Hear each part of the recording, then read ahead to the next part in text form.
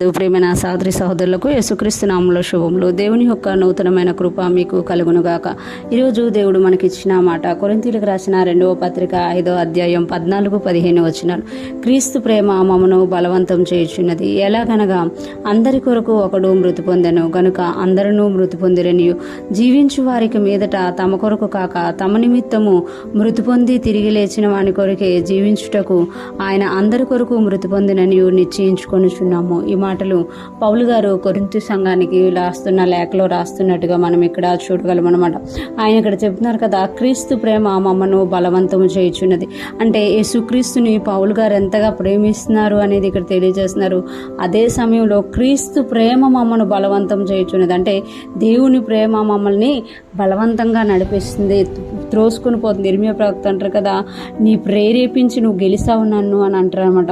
ఎలాగనగా అందరి కొరకు ఒకడు మృతి పొందెను గనుక అందరూ మృతి పొందెనని, అందరి కొరకు ఒకడు మృతి పొందెను కనుక అందరూ మృతి పొందినని, జీవించు వారికి మీదట తమ కొరకు కాక తమ నిమిత్తం మృతి పొంది తిరిగి లేచిన వాని కొరకే జీవించుటకు ఆయన అందరి కొరకు మృతి పొందినని నిశ్చయించుకుంటున్నాం. యేసయ్య గురించి ఇక్కడ తెలియజేస్తూ పౌలు గారు అంటున్నారు కదా, ఏలయనగా అందరి కొరకు ఒకడు మృతి పొందిన. యేసయ్య మన అందరి కొరకు ఒక్కడే మృతి పొందిన, ఒకేసారి బలి అర్పించుకున్నారు, తనను తాను సజీవముగా అర్పించుకున్నాను. కనుక మనం అందరం కూడా పాపం విషయంలోన మృతి పొందిన వారము అని ఇక్కడ మనకి తెలియజేస్తున్నమాట.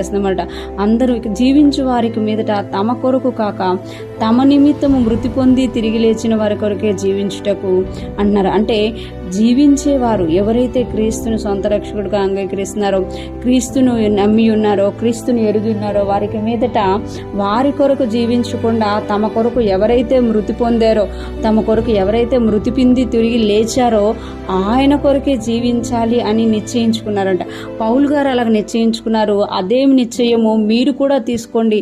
మీరు కూడా మీ కొరకు కాకుండా మీ కొరకు మృతి పొంది తిరిగి లేచిన యేసయ్య కొరకు జీవించేటట్టుగా నిశ్చయించుకోనండి అని ఇక్కడ కొరింథీ సంఘానికి పౌలు గారు తెలియజేస్తున్నారు. ఈరోజు ఫ్రెష్ మన్నా వింటున్న ప్రతి ఒక్కరూ జ్ఞాపకం చేసుకోవాలి, మన కొరకు యేసయ్య మృతి పొందారు అని మనం నమ్ముతున్నామా? అయితే ఆయన మన పాపముల నిమిత్తం మృతి పొందారు కనుక మనం పాపముల నిమిత్తం మృతి పొందిన వారంగా ఆయనగా జీవించుచున్నారు. నీతి నిమిత్తము దేవుని కొరకు జీవించుచున్నారు, పునరుత్థానుడై జీవించున్నారు కనుక మనము కూడా నీతి కొరకు జీవించే వారంగా, క్రీస్తు కొరకు జీవించే వారంగా ఆయన పునరుత్థానపు శక్తిని పొందుకొని ఆయన పునరుత్థానపు బలమును మనం అనుభవిస్తూ అనేక మందికి పరిచయం చేసేవారుగా మనం ఉండాలి అని దేవుడు కోరుకుంటున్నారు అని ఇక్కడ మనకి తెలియజేయబడుతుంది. ఈరోజు ఫ్రెష్ మన్నా వింటున్న ప్రతి ఒక్కరం కూడా ఇంతవరకు మన కొరకు జీవించామేమో, ఇక నుండి యేసుక్రీస్తు కొరకు మన కొరకు మృతి పొంది తిరిగి లేచిన యేసుక్రీస్తు కొరకు జీవించినప్పుడు పౌలు గారిలాగా మనం కూడా అనగలుగుతాం కదా,